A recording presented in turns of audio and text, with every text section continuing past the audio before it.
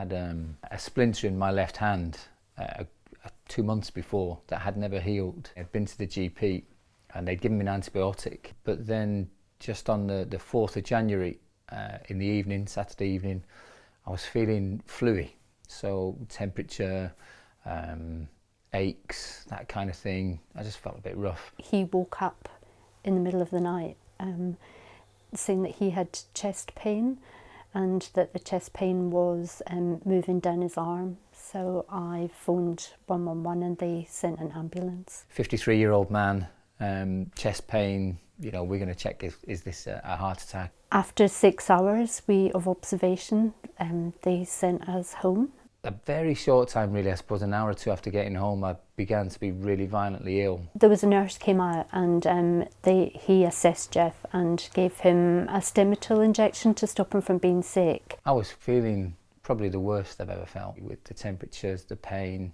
you know, starting to affect the kind of the main organs, so heart and whatever, the red rash. It's funny, you know, again, that was the 3rd day running. We'd called 111. They went through the basic set of questions, but this is the 3rd time we've called them. So it just tells me there was no connection.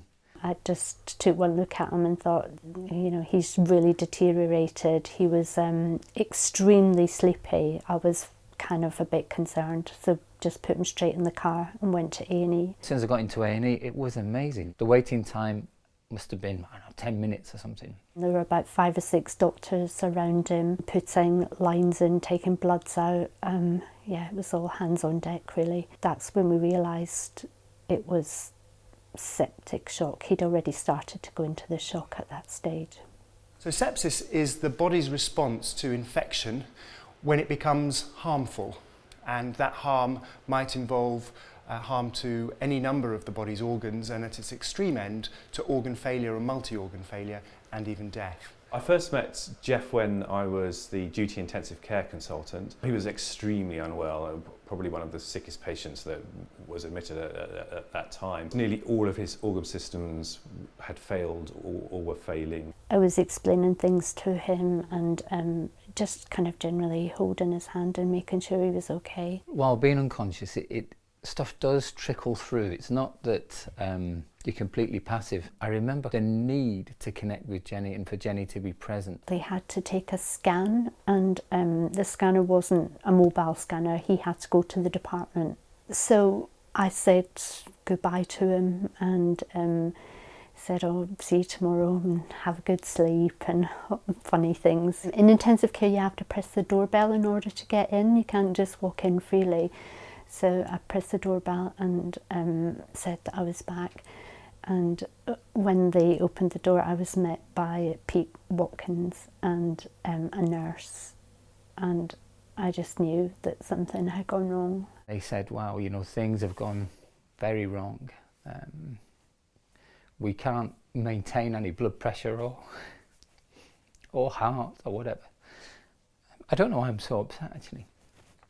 But they said to her, you know, he's maybe got an hour left because we don't think we can hold him much longer. So whoever needs to say goodbye, you know, needs to come and say goodbye, really. Sitting in that taxi, being whizzed up to the JR, you're just sort of thinking, oh dear me, this is really going wrong now. The little one, Josh, especially, he was just terrified.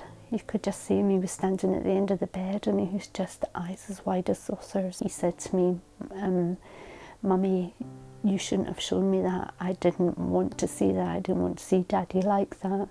I also remember kind of getting further and further away until a point where I found myself in a shroud in the grave.